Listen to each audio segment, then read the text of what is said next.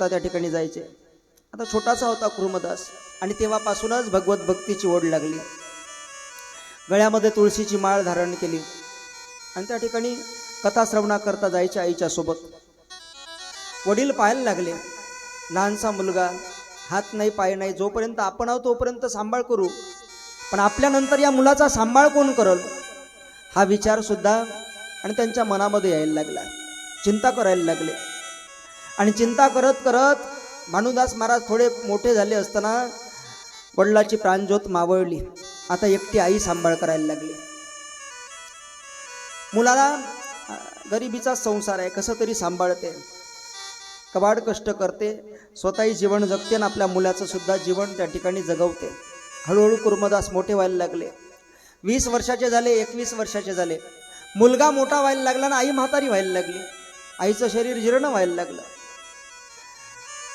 आता वय वाढलं की शरीराचं वजनही वाढते ना। आई नेहमी उचलून न्यायची कथे करता, पण आता 22 वर्षाचे झाले, वजन वाढलं, चतुर्मास सुरू झाला, कथा सुरू झाली आणि आई कथा श्रवणा करण्याकरता जायला लागली। कुर्मदासानं काकुळतीनं पाहिलं, आई चतुर्मास सुरू झाला, होय कुर्मदासा। कथा ऐकण्याकरता चाललीस, होय कुर्मदासा, बरं क्षमा कर, मला माफ कर, आता मी तुला कथा ऐकण्याकरता नेऊ शकत नाही। काय झालं आई? अरे माझं शरीर जीर्ण झालं, म्हातारी झाली मी, आणि तू आता तरुण झाला, तुझं वजन वाढलं बाबा, तुझं ओझं मला सहन होत नाही आणि त्यामुळे मी एकटीच जाते कथा ऐकण्याकरता। कुर्मदासाला समजलं, माझी आई म्हातारी होत चालली, माझं ओझं तिच्याकडून सहन होत नाही।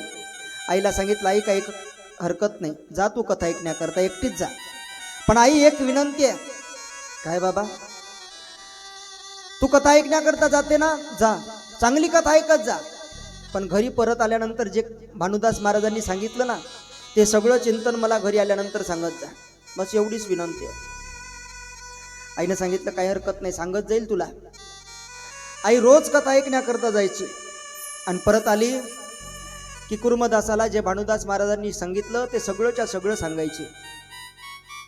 कुर्मदास त्यानंच आनंदित व्हायचा। 1 महिना, 2 महिने, 3 महिने, 4 महिने संपले, चतुर्मास संपला। आता कार्तिकीच्या वारीचा वेळ आला आणि चतुर्मास संपताना काल्याचा प्रसंग सुद्धा आला। आईनं सांगितलं, कुर्मदासा, अरे उद्या आपल्या गावामध्ये काला आहे बाबा, शेवटचं काल्याचं कीर्तन आहे, समारोपाचं कीर्तन आहे। कुर्मदासानं विचार केला, 4 महिने नाही जायला भेटलं, पण मात्र उद्या तरी कीर्तनाला गेलो पाहिजे, काल्याचं कीर्तन आहे, गेलो पाहिजे। आणि म्हणून सकाळी उठले कुर्मदास, स्नान संध्या वगैरे झाली, नित्यनेम केला आणि आईच्या जवळ आला। आईच्या पायावर हात ठेवले, डोकं ठेवलं, आईला विनंती केली, आई 4 महिन्यापर्यंत मी तुला त्रास दिला का? म्हणे नाही दिला, फक्त आई एक विनंती आहे, आज शेवटची वेळेस मला कीर्तनाला घेऊन चाल, याच्यानंतर मी तुझ्याकडे कधी हट्ट करणार नाही, कीर्तनाचा कथेचा काही हट्ट करणार नाही, बस शेवटची इच्छा पूर्ण कर, आज माझी इच्छा आहे कीर्तनाला येण्याची। आईनं विचार केला, या लेकराचा हट्ट पुरवणारी मीच आहे, नाही एक फक्त, आणि दुसरी गोष्ट आईचं हृदय येते, आपल्या लेकराची इच्छा दुसरं कोणी पूर्ण करू शकणार नाही, आपल्याशिवाय कोण करणार आहे। सांगितलं, काही हरकत नाही बाबा, उचलीन कसं तरी, काळजी करू नको आई। या 4 महिन्यामध्ये अगोदर मी 4 पोळ्या खात होतो ना, आता 2च पोळ्या खाल्ल्या, मी माझं वजन मोजून आलो, 7 किलो वजन कमी केलं, तुला ओझं होणार नाही, नेऊ शकते तू। आईनं कुर्मदासाला उचललं आणि गोदावरीच्या वाळवंटामध्ये त्या ठिकाणी नेलं, कीर्तन सुरू झालं होतं। आई मागच बसली, कुर्मदासाला पाय नाही, हात नाही, शरीर फरफटत फरफटत सामोरून गेले आणि सामोर जाऊन बसले। भानुदास महाराजांची नजर पडली, कुर्मदासा आलाच बाबा? हो बाबा आलो। अरे कोणासोबत आला? आई सोबत आलो। 4 महिने दिसला नाहीस? नाही बाबा, आई म्हातारी झाली ना आता, तिच्याकडून माझं ओझं सहन होत नाही आणि म्हणून आई एकटीच येत होती, पण बाबा सगळा चतुर्मास ऐकला मी। कसा रे? आई घरी आली की मी सगळं विचारून घेत होतो, आज काय सांगितलं म्हणून, सगळा चतुर्मास ऐकला। कीर्तन सुरू झालं, कीर्तन रंगात आलं आणि त्या कीर्तनामध्ये भानुदास महाराज सांगायला लागले, तुका म्हणे जन्म आल्याचे सार्थक, विठ्ठलची एक देखलिया। जो माणूस जो माणूस म्हणून जन्माला आलेला आहे, जो जीव माणूस म्हणून जन्माला आलेला आहे, तो उद्धारा करता जन्माला आलेला आहे. आणि त्याचा उद्धार कशानं होत असेल, त्याच्या जीवनाचं सार्थक कशानं होत असेल, तर भगवंताच्या दर्शनानं होत असते. म्हणून पंढरीशी जारे आल्यानो संसारा, दिनाचा सोयरा पांडुरंग. एकदा तरी माणसानं पंढरपूरला गेलं पाहिजे. पंढरपुरात गेल्यानंतर काय होते, भानुदास महाराज सांगतायत कीर्तनामध्ये, जासी नाही पंख पाय तिने करावे ते काय, शुद्ध भाव धरून या पंढरपुराशी जाय. ज्याला हात नाही, ज्याला पाय नाही, त्यांनी सुद्धा पंढरपुरात गेलं पाहिजे, पण मात्र शुद्ध भाव धरून गेलं पाहिजे. हा उपदेश भानुदास महाराज करतायत. आता कुर्मदास कीर्तन ऐकत होता आणि कुर्मदासांनी हे वाक्य ऐकले. आता कीर्तनात मनच लागत नाही, एवढेच गोष्ट लक्षात, पंढरपुरात गेलं पाहिजे, शुद्ध भाव धरून गेलं पाहिजे. ज्याला हात नाही, ज्याला पाय नाही, त्यानं सुद्धा गेलं पाहिजे. हाच विचार करतायत कुर्मदास. कीर्तन संपलं, काला वाटला, सगळे लोक उठून जायला लागले, पण कुर्मदास तिथंच बसलेले. भानुदास महाराजांनी विचारलं, कुर्मदासा, अरे सगळे लोक गेलेत, तू जात नाही? नाही महाराज, मला तुमच्याशी काही बोलायचं आहे. बोल म्हणे, काय बोलायचं आहे? महाराज, जे तुम्ही कीर्तनात सांगितलं, म्हणे काय, पंढरपुरात गेलं पाहिजे. माणसानं जन्माला आल्यानंतर एकदा तरी पंढरपुराच्या पांडुरंगाचं दर्शन घेतलं पाहिजे. म्हणे हो बरोबर आहे. ज्याला हात नाही, पाय नाही, त्याला सुद्धा गेलं पाहिजे, शुद्ध भाव धरून. म्हणे हो सांगितलं मी. खरं आहे महाराज. अरे साधू संतांचे पुरावे आहेत म्हणून सांगितलं बाबा.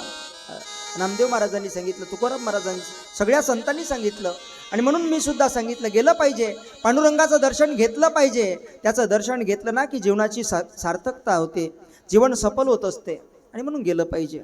मग महाराज, काला झाला, उद्या तुमची दिंडी निघणार आहे ना पंढरपूरला? आणि हो निघणार आहे. मी सुद्धा, माझ्या सुद्धा मनामध्ये असा इच्छा निर्माण झाली, महाराज तुमच्यासोबत मी पंढरपूरला आलो पाहिजे. येतो मी पंढरपूरला, येऊ का? भानुदास महाराजांनी पाहिलं त्याच्याकडे, हात नाही, पाय नाही. बोलायला लागले, कुर्मदासा, अरे ज्या माणसांना हात आहेत, पाय आहेत, ते सुद्धा जाऊ शकत नाही, आणि तू म्हणतो पंढरपूरला कसा येशील? तू हात नाही, पाय नाही, तुला कसा येशील? बाबा फक्त तुम्ही हो म्हणा, हो म्हणा, ये म्हणा, फक्त येईल मी. भानुदास महाराजांनी विचार केला, हो म्हणलं तरी येणार नाही, नाही म्हणलं तरी येणार नाही, कारण हात नाही, पाय नाही, आईच्या स्वाधीन जीवन आहे, कसा येईल? म्हणजे काही हरकत नाही, ये म्हणे, तुझी इच्छा आहे तर. बस ये म्हटलं, आणि कुर्मदासाला आनंद झाला. सगळे वारकरी जेवले, विश्रांती करता बसले. कुर्मदास विचार करायला लागला, आपल्याला पंढरपूरला जायचं आहे, पण दिंडी कोणत्या मार्गे चालली हे माहीत नाही आपल्याला. विचारून घेतलं, बाबा दिंडी कोणत्या मार्गे जाणार आहे? बीड मार्गे, मांजर सुंब्यावरून जाणार आहे, लवळ मार्गे, कुर्डुवाडी मार्गे, या मार्गाने जाणार आहे म्हणे दिंडी. सगळ्या दिंडीचा मार्ग विचारून घेतला. सगळे वारकरी झोपी गेले, आणि कुर्मदास विचार करायला लागला, आपण जर वारकऱ्यासोबत चालायला लागलो तर वारकऱ्यांच्या सोबत आपण चालू शकत नाही. मग सकाळच्या मुक्कामावर जर आपल्याला पोहोचायचं असेल तर आत्ता निघालो पाहिजे. आणि म्हणून संध्याकाळी 12 वाजताच कुर्मदास सगळे वारकरी झोपू दिले आणि निघाले. पाय नाही, चालता येत नाही, हात नाही, मग कसे निघाले? शरीराला फरफटत घेऊन चालले. कधी गडबडा लोळत चालतात, कधी फरफटत चालतात. पहाटेपर्यंत सकाळच्या मुक्कामावर पोहोचले, पहाटेच पोहोचले. ज्यावेळेस दिंडी निघणार आहे पैठणमधून, त्यावेळेस ते गावात पोहोचले मुक्कामाच्या. आणि त्या ठिकाणी मारुतीच्या मंदिरात जाऊन त्या ठिकाणी लोकांना सांगायला लागले, ऐका, आज माझ्या गुरुजींची दिंडी येणार आहे, भानुदास महाराजांची. त्यांच्या दिंडीच्या जेवणाची व्यवस्था करा.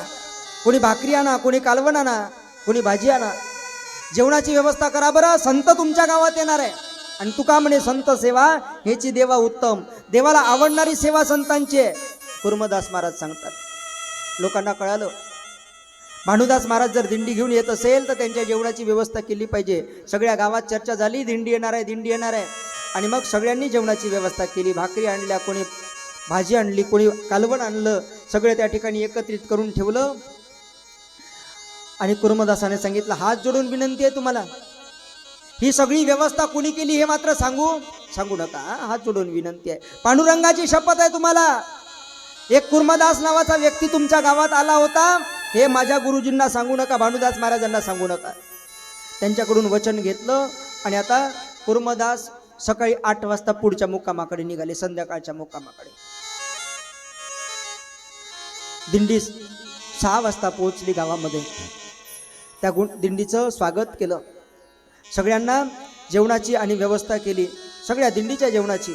सगळी दिंडीतले लोक जेवण खावण केले, विश्रांती करता थांबले. विचारलं, अहो आतापर्यंत इतक्या वर्षापासून दिंडी आणतोय आम्ही, आजपर्यंत अशी व्यवस्था कधीच झाली नाही. पण मात्र कोणी सांगायला तयार नाही. का? कारण पांडुरंगाची शपथ घेतली होती ना. कोणाला सांगितलं? सांगायचं नाही, कोणीच नाही सांगितलं. महाराज आमच्या जीवनातला पर्वकाळ उजाडला, संत साधू संत आमच्या गावामध्ये आले आणि म्हणून आम्ही ही सगळी व्यवस्था केली. कोणी सांगितलं नाही कुर्मदासाचं नाव. तोपर्यंत संध्याकाळपर्यंत दुसऱ्या मुक्कामावर पोहोचले कुर्मदास. शरीराला फरफटत त्या ठिकाणी पोहोचून त्या गावातल्या लोकांना सुद्धा सांगितलं. शरीराचे सालटे निघायला लागले, शरीर रक्तबंबाळ व्हायला लागलं, शरीराच्या वेदना वाढायला लागल्या. पण कुर्मदास विचार करतात, माझ्या गुरूंनी सांगितलं जीवनामध्ये एकदा तरी पंढरपूरला गेलं पाहिजे. हे शरीर महत्वाचं नाही, जीवनाची सार्थकता महत्वाची आहे. शरीराला त्रास झाला तरी चालेल, पण मात्र मी पंढरपुरात गेल्याशिवाय राहणार नाही. संध्याकाळी दिंडी दुसऱ्या गावात पोहोचली. तिथं सुद्धा जेवणाची व्यवस्था झाली, मंडप टाकलेला आहे, कीर्तनाची व्यवस्था झालेली आहे. भानुदास महाराजांचं कीर्तन झालं, गावातले लोक आनंदित आहे. कुर्मदास पुन्हा संध्याकाळी 12 वाजता निघाले दुसऱ्या गावात. आज या गावात, सकाळी या गावात व्यवस्था लावते, संध्याकाळी त्या गावात व्यवस्था लावते. एक दिवस चालला, शरीर जीर्ण होत चाललं. रस्ते काही चांगले होते का आता सारखे? नाही, काट्यागोट्याच्या रस्त्यातून चालले. कधी खडा रुतते, कधी गोटा रुतते, कधी काटे टोचतात त्या शरीरामध्ये, पण शरीराची पर्वा करत नाही. शरीराची पर्वा न करता एक गाव पुढे चालले. आता शरीर क्षीण झालं, शरीरातलं रक्त गळायला लागलं, शरीरामध्ये रक्तच राहिलं नाही. आणि अशा अवस्थेमध्ये लहुळ नावाच्या गावामध्ये कुर्मदास महाराज पोहोचले. लहुळ, बस 1-2 मुक्काम शिल्लक राहिले होते. कुर्डुवाडीच्या जवळ लहुळ नावाचं गाव. त्या गावाजवळ, त्या गावामध्ये पोहोचले आणि गावातल्या लोकांना आवाज दिला. बोलण्याची ताकद राहिली नाही शरीरात, पण आवाज दिला गावातल्या लोकांना, ऐका, भानुदास महाराजांची दिंडी तुमच्या गावात येणार आहे, त्या दिंडीची व्यवस्था करा बरं. साधू संतांची सेवा करा, तुमचं कल्याण झाल्याशिवाय राहणार नाही. जेवणाची व्यवस्था करा. केली सगळ्यांनी. लोक पाहायला लागले, ओंडक्यासारखं शरीर आहे, जीर्ण झालेलं शरीर आहे, शरीरातून रक्त वाहत आहे. त्या लोकांनी विचारलं, महाराज त्या साधू संतांची सेवा करायच्या अगोदर आम्हाला असं वाटते तुमची सेवा केली पाहिजे. तुमच्या शरीरात रक्त व्हायला लागलं महाराज. म्हणे नाही, माझी सेवा करू नका, माझी सेवा करू नका, फक्त एक उपकार करा. म्हणे हे शरीर उचला इथून आणि मंदिराच्या पलीकडे नेऊन टाका. आणि हात जोडून विनंती आहे, ज्यावेळेस दिंडी येईल ना त्यावेळेस माझ्या शरीराची, माझ्या जीवनाची चर्चा सुद्धा निघाली नाही पाहिजे. त्यांच्याकडूनही वचन घेतलं. लोकांनी जेवणाची वगैरे व्यवस्था केली, मंडप टाकलेला आहे, सगळ्या दिंडीवाले आले, भानुदास महाराज आले, सगळ्यांच्या जेवणाची व्यवस्था झाली, सगळे जेवण खावण करून तृप्त झाले.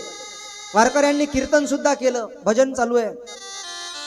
त्या लहुळ गावामध्ये काही लोक विचार करायला लागले, ज्या माणसाने या साधू संतांचं जेवण आपल्याला सांगितलं, जे पुण्य आपल्याला घडून दिलं, तो माणूस दुःखात आहे.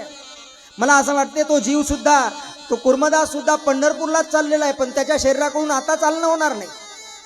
शरीर जीर्ण झालं, अंगातून रक्त व्हायला लागलं, कसा जाईल तो पंढरपुरात?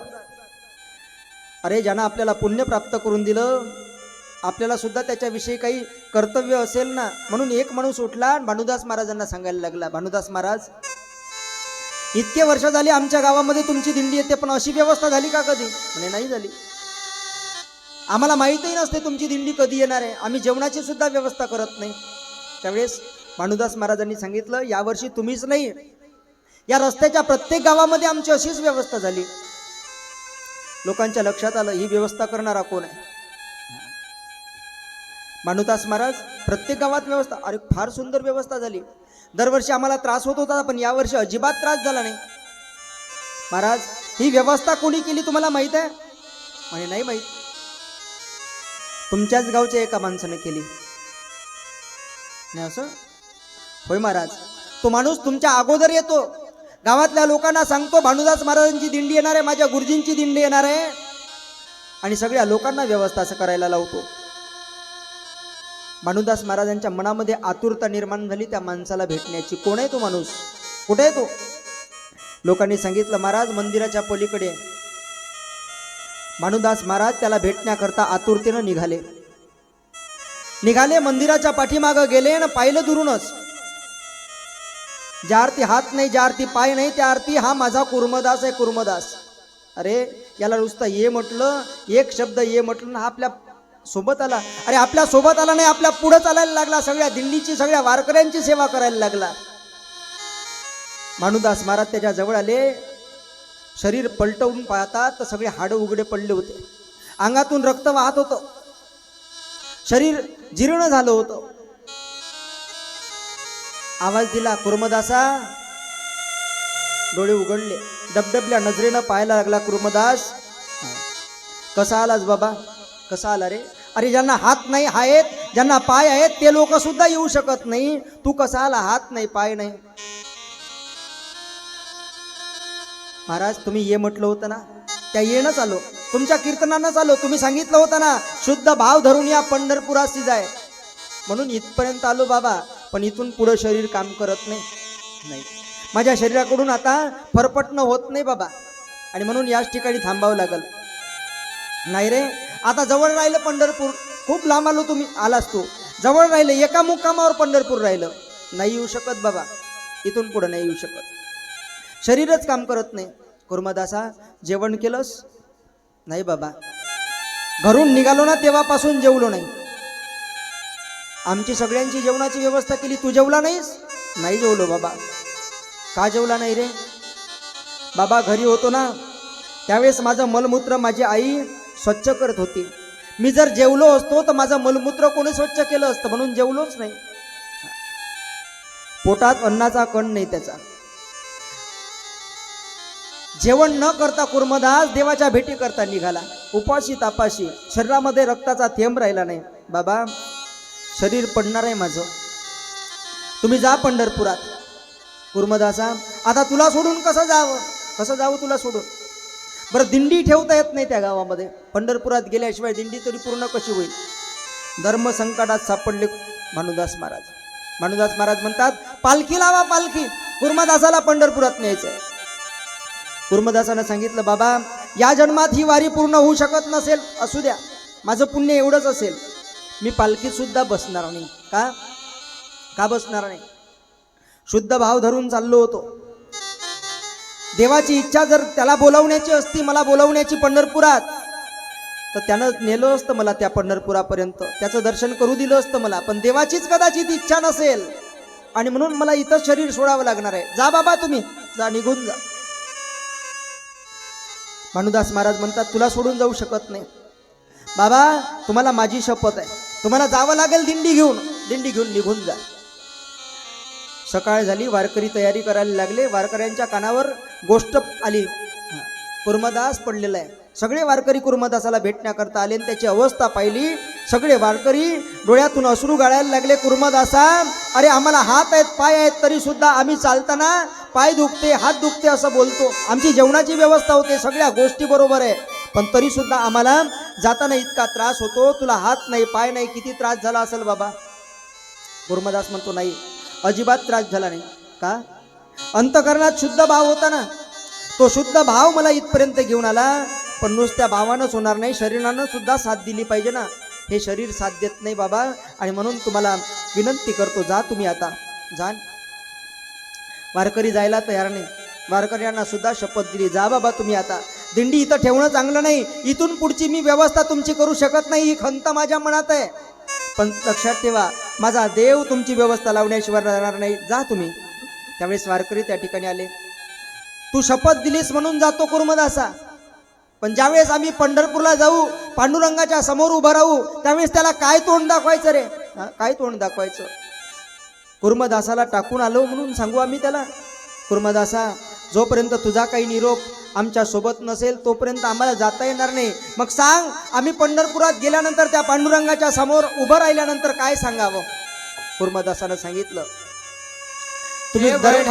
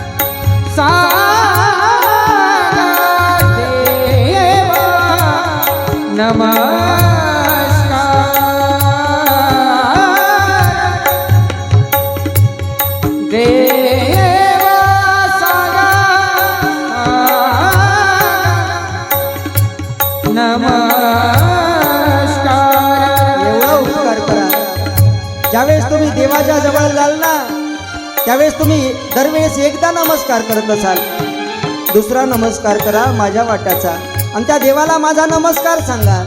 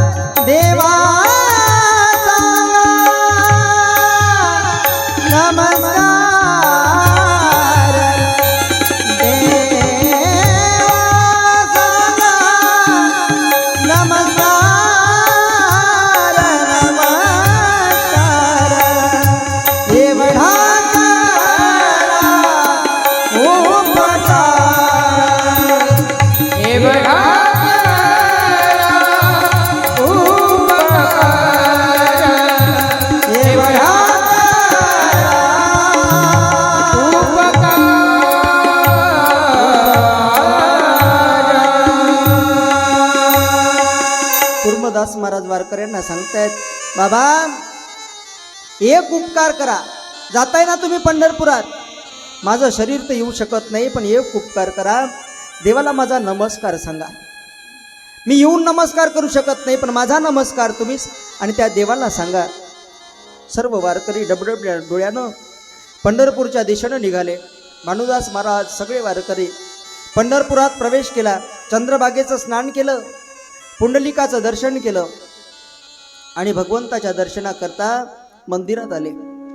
सगळ्या वारकऱ्यांचे चेहरे दुःखी दिसत आहेत. भगवंताच्या समोर आले नमस्कार करण्याकरता, पण भगवंतानी थांबवलं. भानुदास महाराज, दरवर्षी तुम्ही येता, दरवर्षी चेहरा प्रसन्न असते, आनंद असते तुमच्या चेहऱ्यावर, यावर्षी तुमच्या चेहऱ्यावर दुःख का? काय कारण तुमच्या दुःखाचं? भानुदास महाराजांनी सांगितलं, बाबा एक वारकरी टाकून आलो. म्हणजे कोणता वारकरी? कुर्मदास नावाचा, ज्यांनी सगळ्या दिंडीची व्यवस्था केली, ज्या कुर्मदासांनी सगळ्या संतांची सेवा केली, जो विठ्ठल विठ्ठल विठ्ठल विठ्ठल नामाचा जप करत करत या पंढरपुरामध्ये तुझ्या दर्शनाकरता येण्याकरता निघाला, अन्न पाण्याचा त्याग करून, सर्व संग परित्याग करून तुझ्या भेटीकरता निघाला. त्याच्या शरीरानं साथ दिली नाही. लवळ नावाच्या गावामध्ये त्याचं शरीर पडलेलं आहे, अजून सुद्धा प्राण गेला नाही, विठ्ठल विठ्ठलच करतोय. देवाच्या लक्षात आलं, माझा एक निष्ठ भक्त आहे आणि तो माझ्या भेटीकरता निघाला होता, पण तो मला भेटू शकत नाही, शरीर काम करत नाही त्याचं. त्यावेळेस भगवंतांनी त्याच वेळेस निर्णय घेतला, अरे एकदा सुदामा नावाचा भक्त आपल्या भेटीकरता निघाला होता, त्यावेळेस आपण गरुडाला पाठवलं होतं, त्याला आपल्या राज्याच्या जवळ आणून बसवलं होतं. इथं गरुड पाठवू शकत नाही आपण, त्याला हात नाही पाय नाही, काय करावं. आपल्या पत्नीला रुक्मिणी मातेला सांगितलं, रुक्मिणी वारकऱ्यांचा सांभाळ कर, यांना दर्शन देण्याचं काम तू कर. तुम्ही कुठं चाललात मालक? त्या भक्ताकडे चाललो जो भक्त आणि माझी वाट पाहते, जो माझ्या भेटी करता निघाला होता त्याच्याकडे निघालो. सगळ्या वारकऱ्यांना आशीर्वाद दिला आणि भगवान परमात्मा लहुळ गावामध्ये आले. आता वारकरी विचार करायला लागले, आम्ही दरवर्षी देवाच्या भेटी करता येतो, दरवर्षी येतो, पण मात्र हा देव कधी आपल्या करता अर्ध्या वाटेत आला नाही. आणि यावर्षी पहिलंच वर्ष हा कुर्मदास देवाच्या भेटी करता निघाला, तर हा देव विटेवरून उतरून त्या ठिकाणी लवळला गेला. काय कारण? भानुदास महाराजांनी सांगितलं वारकऱ्यांना, बाबा भक्त बाहेरून बदलला ना की त्याला देवाकडे यावं लागतं, भक्त बाहेरून बदलला की त्याला देवाकडे यावं लागतं, आणि भक्त आतून बदलला की देवाला त्याच्याकडे जावं लागतं. अरे आपण वारकरीच आहोत, आपण वैष्णवत आहोत, पण आपण बाहेरून बदललो म्हणून आपल्याला देवाकडे यावं लागतं. कुर्मदास आतून बदलला रे, आतून बदलला. त्याचा जो भाव आहे ना तो अंतकरणातून शुद्ध भाव आहे, आणि म्हणून जगाच्या मालकाला विटेवरून उतरून त्या ठिकाणी जावं लागलं. भगवान परमात्मा लवळ गावात आले. ज्या ठिकाणी कुर्मदासाचं शरीर पडलं होतं त्या ठिकाणी आले. आवाज दिला, कुर्मदासा. डोळे उघडायची ताकद नाही. जवळ आले, त्याच्या शरीराजवळ बसले, आपल्या मांडीवर डोकं घेतलं, डोक्यावरून हात फिरवला आणि कुर्मदासानं डोळे उघडले. पाहिलं, विचारलं, कोण बाबा तुम्ही? ज्याच्या करता निघाला होतास ना कुर्मदासा, तो विटेवरचा मालक मीच आहे. ज्याच्या भेटी करता निघाला होता तोच मी आहे. पण देवा, सगळे वारकरी तर पंढरपुरात गेले ना. हो, सगळे वारकरी पंढरपुरात आले, मी तुला भेटण्याकरता या ठिकाणी आलो. का देवा? का वीट सोडली? का पंढरपूर सोडलं? कुर्मदासा, पंढरपुरात येणारे वारकरी सुद्धा माझेच आहेत रे. त्यांच्या मनामध्ये सुद्धा भाव आहे, पण तुझ्यासारखा भाव नाही. अरे हात नाही, पाय नाही, अन्न पाण्याचा त्याग केला, आईचा त्याग केला, आणि भजन करत करत, साधू संतांची सेवा करत करत इथपर्यंत आला. आणि तुझा निरोप साधू संतांनी मला सांगितला, राहुल नाही तुझ्यासारखा भक्त भेटण्याकरता मी सुद्धा वाट पाहत असतो. वाट पाय उभा भेटीची आवडी. तुझ्यासारख्या भक्तांचीच वाट पाहतोय. अरे तुझ्यासारखे भक्त हजारामध्ये लाखामध्ये एखादी वेळा मिळत असते. बाबा सांग काय पाहिजे तुला, सांग काय पाहिजे. तू म्हणशील तर तुला पाय देतो, तू म्हणशील तर तुला हात सुद्धा देतो, तू म्हणशील तर पुन्हा नवीन शरीर तुला देतो. सांग काय पाहिजे. देवा, तू माझं डोकं मांडीवर घेतलंस. मी रामायण ऐकलेलं आहे. रामायण त्याच्यामध्ये दोन पात्र आहे, दोन पात्र. एक दशरथाचं पात्र आहे आणि एक एका पक्षाचं पात्र आहे, ज्याचं नाव जटायू. देवा, तो सुद्धा तूच आहे राम अवतारातला. सांगू देवा, ज्यावेळेस तुझे वडील दशरथ देह त्याग करतात ना, त्यावेळेस तू त्यांच्या जवळ नाही. तू त्यांच्या जवळ नाही हे विशेष नाही, त्याच्या 4 पोरापैकी एकही पोरगा जवळ नाही. आणि ज्यावेळेस जटायू ग्रतपराण होतोय त्यावेळेस जगाचा मालक आणि जटायूचं डोकं मांडीवर घेतोय. त्यावेळेस जटायूला सुद्धा तू हेच बोलला होतास. जटायू काका, तुम्हाला पुन्हा शरीर पाहिजे? त्यावेळेस जटायूनं काय सांगितलं होतं? रामा, अरे त्या दशरथाच्या पोटी जन्माला आलास, अवतार घेतलास तू दशरथाच्या पोटी, पण अंतकाळाच्या वेळेस तू त्यांच्या जवळ नव्हतास. आणि मी पक्षी, पण माझ्या अंतकाळाच्या वेळेस तू माझ्या जवळ आहेस. माझं डोकं तू मांडीवर घेतलेस, तुझ्या चेहऱ्याकडे पाहता पाहता प्राण सोडण्याचा आणि मला पर्वकाळ साधलंय. देवा, तुझं नाम मुखात आहे आणि तुझा चेहरा डोळ्यानं दिसतोय. याच्यापेक्षा चांगलं मरण कधी येईल याच्यापेक्षा चांगलं मरण. तेव्हा माझं कल्याण करण्याकरता, माझा उद्धार करण्याकरता आलास. पुन्हा जन्म मागणार नाही, पुन्हा हे नाशिवंत शरीर मागणार नाही, पुन्हा कोणत्याच प्रकारचा भोग मागणार नाही. बस एकच इच्छा आहे, जोपर्यंत माझ्या शरीरातून प्राणज्योत मावळत नाही ना तोपर्यंत माझ्या समोर राहा. बस एवढीच विनंती आहे. जगाच्या मालकानं डोकं मांडीवर घेतलं आणि कुर्मदासानं त्या जगाच्या मांडीवर आणि आपला देह सोडला. हे सगळं घडलं कशामुळे? अंतकरणात असणाऱ्या शुद्ध भावामुळे, म्हणून भागवताचं पहिलं अक्षर आहे भा. भा म्हणजे भाव. तो भाव जर अंतकरणात शुद्ध असेल तर देव सुद्धा आपल्या जवळ आल्याशिवाय राहणार नाही. म्हणून तो भाव आपल्या अंतकरणात प्रकट होण्याकरता भागवताची कथा आपल्याला ऐकायची आहे. कारण भागवतामध्ये भक्तांचं चरित्र सांगितलेलं आहे आणि एका भक्तांचं चरित्र आपल्या अंतकरणात